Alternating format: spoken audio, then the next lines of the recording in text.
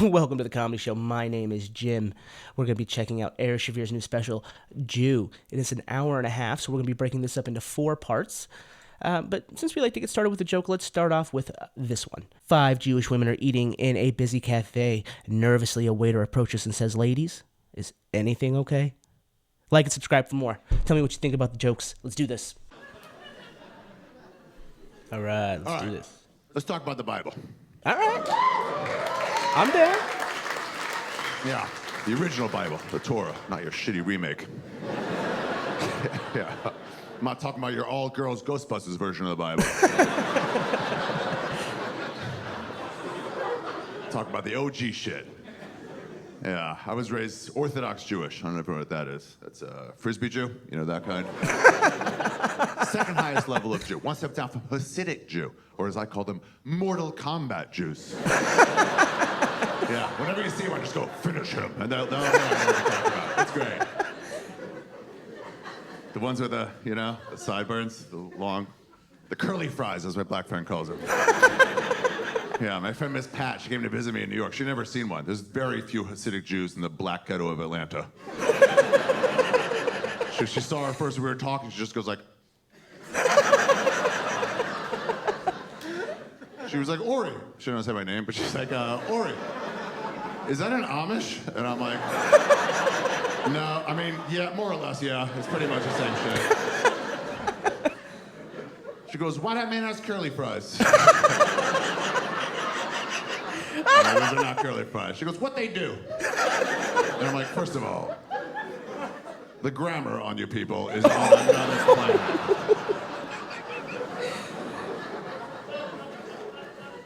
And by you people, I don't mean black people. I mean non-Jews. Yeah, Jews are racist, but we don't see skin color. We see IQ and income level. That's all we're going to. Yeah, goys, that's all you guys are. You ever hear that word? My Goy. friend calls me It's Goy. Yiddish for non-Jew. Yiddish is like Jewish Ebonics. Goy means non-Jew. And just so you know, when you hear it, you think it's fun and friendly when they're saying it to you. It's not. They're shitting on you to your face. Goy is a derogatory word. Probably my favorite derogatory word. Yeah, because most derogatory words, they single out one race or culture and make them feel bad. Not goy. Goy is the most inclusive of all the derogatory words. Do you know how pompous that is to have as your term for the other? That means to them it's 0.1% of the world. And then, ugh. Various shades of goy. Yeah, dude, I was raised way religious. I went to a seminary called the Yeshiva in Jerusalem for 2 years after high school. So you go to study if you want to become a rabbi. Spoiler alert, it did not take. Anybody here raised religious of any kind? Yeah? What were you guys? Jewish, obviously. What? Jehovah's Witness. Hell yeah, dude. The fucking Harry Potter of Christianity. Who else? What do you got? Baptist, what? Wesleyan? That's a new one, dude. I've honestly never heard of that one. Is that some kind of Christ? Okay. You fucking Christians are hilarious with their separations. Every other religion is just one thing. Just Muslim, Jewish, Buddhist, and there's fucking 31 flavors of Jesus. Presbyterian. Lutheran and Baptist and Southern Baptist, which is just like Baptist, but with slavery, I think.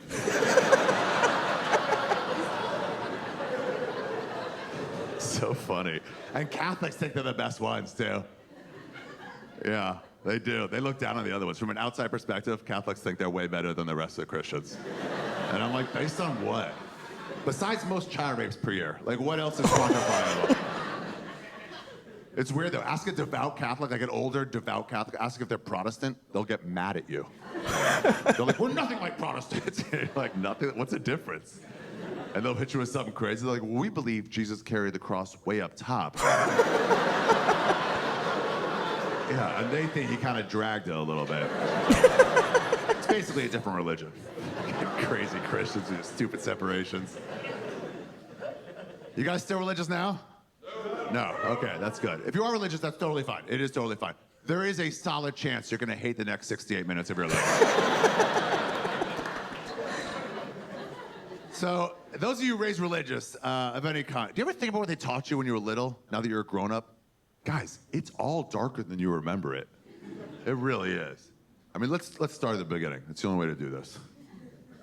Adam and Eve, you guys know that story? Okay. If you don't know that story, this is all gonna go over your head tonight. Here's what happened. In 6 days, God created the world. On the 7th day, he rested. You guys remember this one. And then later, God went to Adam and was like, Adam, how do you like it here? How do you like the Garden of Eden? And Adam was like, oh, dude, I love it. It's awesome. Plenty of sunshine, tons of animals to fuck. This place is sweet.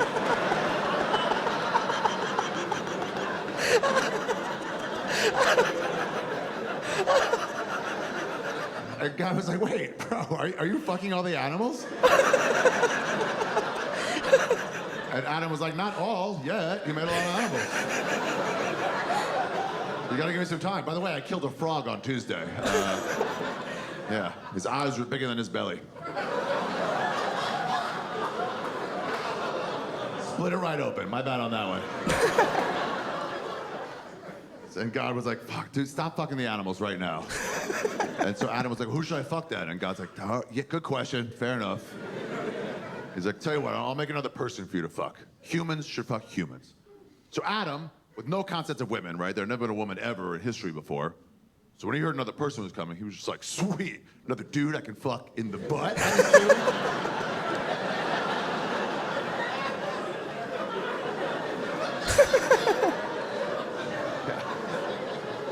And God was like, no, you assume wrong.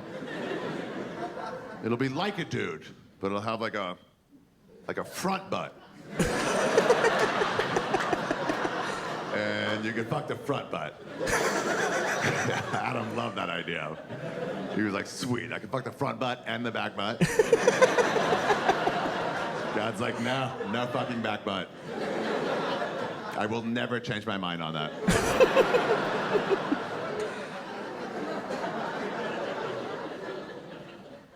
Adam's like, why not? He's like, that's where shit comes out. I don't like fucking where shit comes out. I think it's disgusting. You can fuck where piss and blood sometimes comes out, but not shit. Oh, I made Adam so angry. He's like, why would you make shit come out of such a good fuckhole?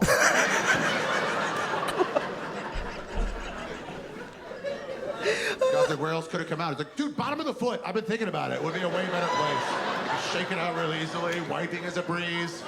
Every puddle's a bidet. It should be bottom of the foot, dude. And God was like, fuck, yeah, that would have worked. Oh, maybe a week was rushing it. What was the time crunch on that? I never understood that. It's an important project. Take your time. There's nobody waiting for you. There's literally nobody waiting for you. So he made Eve. And to make Eve, you guys remember how I made Eve? The rib, yeah, you guys remember this. Yeah, he told Adam, I gotta crack off one of your ribs. I'm sure Adam was like, why is that the new process for making things? Is from scratch no longer available? Did you lose powers, dude? If you're tired, you can take a nap. That zebra's been eyeballing me pretty hard. I got time. Yeah, you can get it. Come get it, black and white. But he goes, no, I gotta crack up a rib. So he cracks open Adam's ribs. Fuck, whatever. Abracadabra, he makes Eve out of that rib. And that's the reason, my rabbis always told me, that's the reason that men have one less rib than women have. It dates all the way back to Adam and Eve. Yeah. Then I grew up, and I found out that we have the same amount of ribs. There's a lie they told little Jewish kids. I don't even know what they had to gain. Do you know how embarrassing it is to find out you were wrong about that at 41 years old? People are like, why would you think it's been a different amount of ribs? I'm like, I don't know, when I was 9, some guy with beard dandruff told me. So after Adam and Eve and Moses and Noah, a few other, Bible stories that Jews and Christians kind of share, at that point, we kind of split off. Well, no, we stayed right where we were. You split off. You guys wrote an unauthorized sequel. In fan fiction. That just, you added a superhero out of nowhere. With all these miracles. You got us beat on miracles. I'll give you that. You got us beat on miracles. We crushed you motherfuckers on holidays. We got a lot of holidays. What's the biggest Jewish holiday? What do you think? Hanukkah. Very good. Goy. Idiot. Stupid. Wrong. Dumb. Goy. Dumb like all of them. Goy. People think it's Hanukkah because it falls around Christmas and we do presents and stuff. Just so you guys know, it's one of our lowest level holidays. Hanukkah's not even our top 40. For real, it's on the level of like Arbor Day for your people. It just feels big because it falls around that time. Presents, by the way, is not even really part of Hanukkah. That's us copying you. Presents on Hanukkah is a modern Western civilization part of the holiday. My dad grew up in Romania before the Holocaust. They didn't do presents back then. That's here in America and England. It's all these Jewish kids. They saw their Christian friends getting presents, and they wanted in. Yeah, and when Jew kids want free shit, Jew kids get free shit. So they went to their dads, like, Dad, how come Christopher gets presents and I don't get presents? And their fathers were like, you know,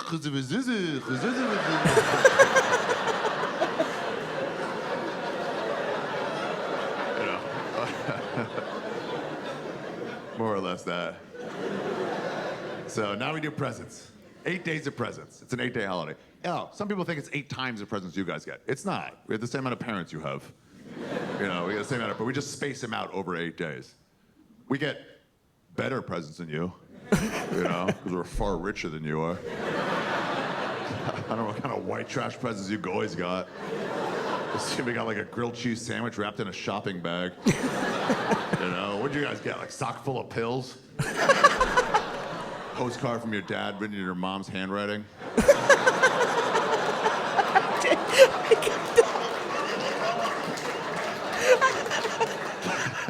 But yeah, same amount of presents though.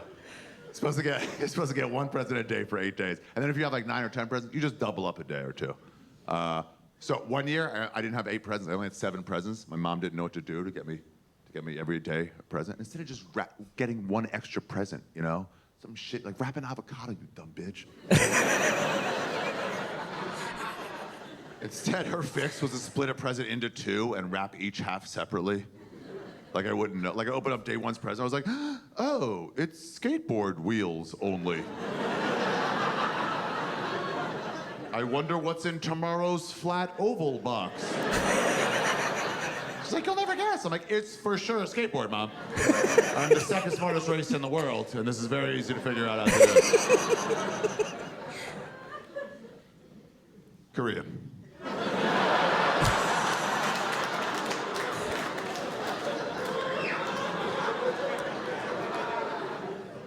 Here's a story of Hanukkah. I'll tell it to you. So you can talk about this in December with your bosses probably at work.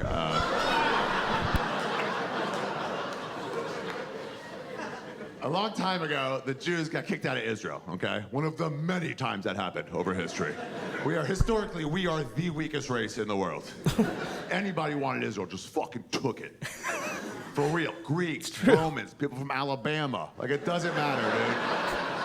Anybody's like, get out of here. Like, I'm going. All right, stop, don't hit me. So fucking defeatable. I hate it. Ugh. Here's why I don't really do impressions. Here's my only impression I do. It's the sound of the soul of a Jew. Ready?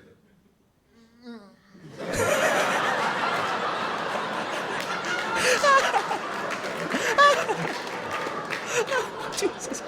Yeah, all our stories are about survival. They're never about succeeding. Nobody's ever like, watch out, the Jews are coming. You know, it's like... Yeah, Palestinians, we got them. All right, we broke our losing streak on that for sure.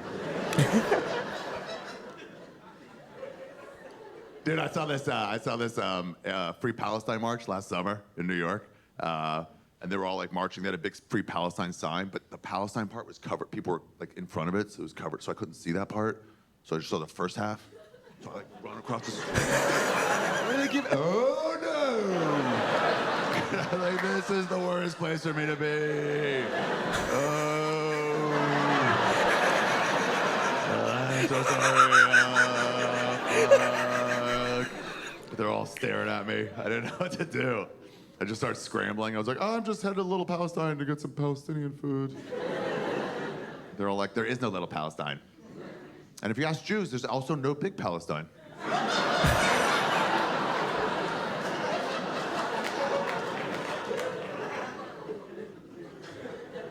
Yeah, so it's the Greeks. The Greeks drove us out to the Hanukkah story. We were gone for about 100 years, and then we came back. They left. They were like, this place sucks, and they fucking took off.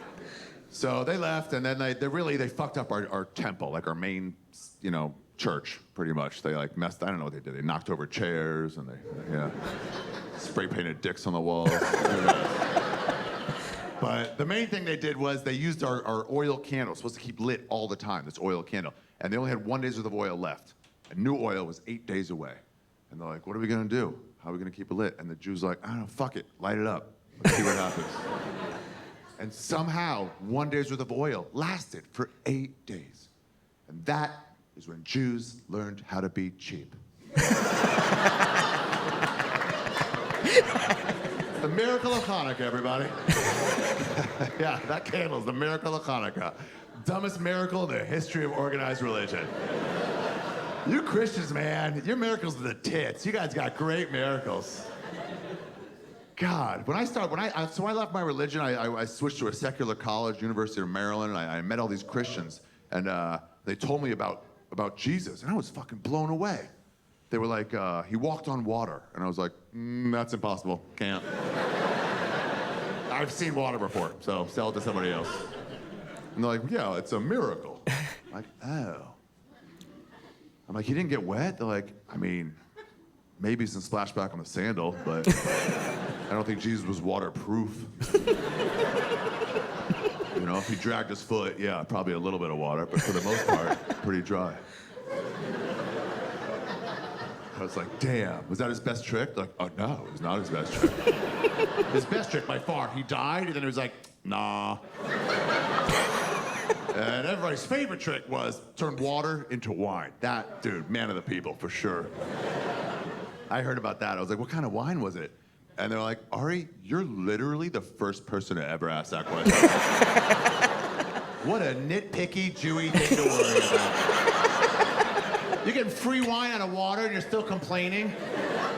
You're like, well, I don't want a dry wine. I don't know. Just see if Jesus can do a Malbec. Just ask him.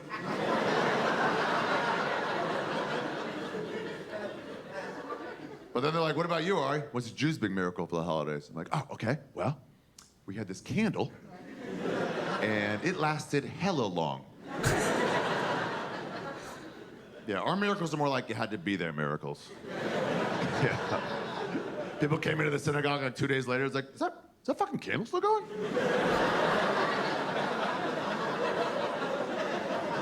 One more day, that's a fucking miracle. I swear to God, that's a miracle. One more day. That's a one-day candle. Jesus just like, rise. And you're like, what the fuck? I believe if Jesus came back now, he would turn sand into Molly. Yeah. And it would be the best Molly. If somebody's like, hey, I have MDMA, like, well, you gotta test it, man. There's fentanyl going around. You can't just do whatever. Where'd you get this from? Like, from Jesus Christ, the Lord and Savior. Yeah. How good would communion be if you were hitting you with a fucking Molly tab? You'd be like, move. God. By the end of the sermon, you'd be like, this guy cares about us. Yeah, Hanukkah's not our biggest holiday, and it's not Black Friday. I heard that too. Passover, it is a big holiday, but it's not our biggest one. Passover commemorates when the Jews left Egypt. We were slaves in Egypt. I don't know if you guys knew about that. We recovered. What a fun story that is. Here's the basis of the story. Some woman, she was a slave, and she had a slave son named Moses, and she wanted Moses to be raised like a slave. So she just took a fucking half-court shot.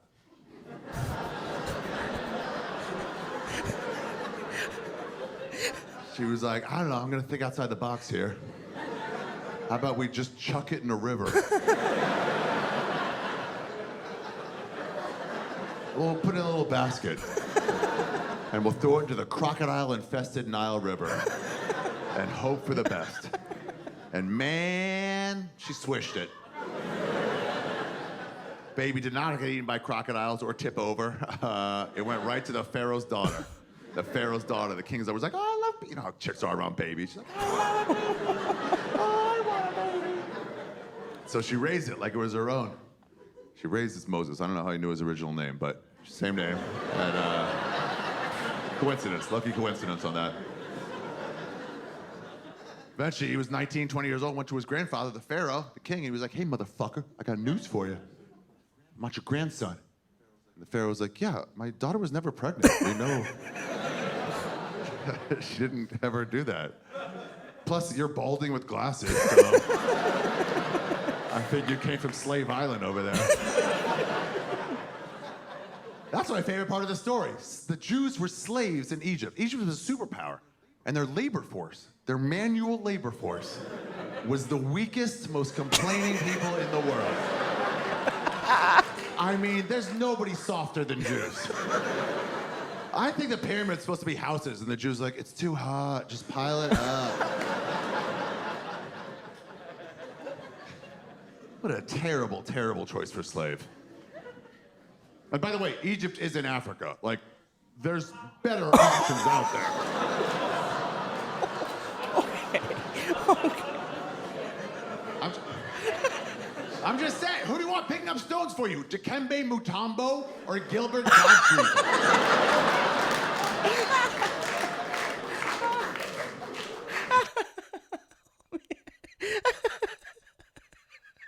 Oh, that was hilarious. Oh my God, he is killing it with this special. Oh. One of my best friends is Jewish, and I've seen him overcome a lot of like anti-Semitism and stuff. So it's a kind of a touchy spot for me. But man, this stuff is just so funny. You know, when it comes to comedy, you can't just sit there and laugh at the gay jokes and fat jokes and whatever kind of jokes, and then when it comes to something close to home, get all upset. That's not how it's supposed to work. All right, you just laugh at all those other people. Laugh at yourself too. Laugh at your friends. That's what comedy's about. I'll see you guys next time.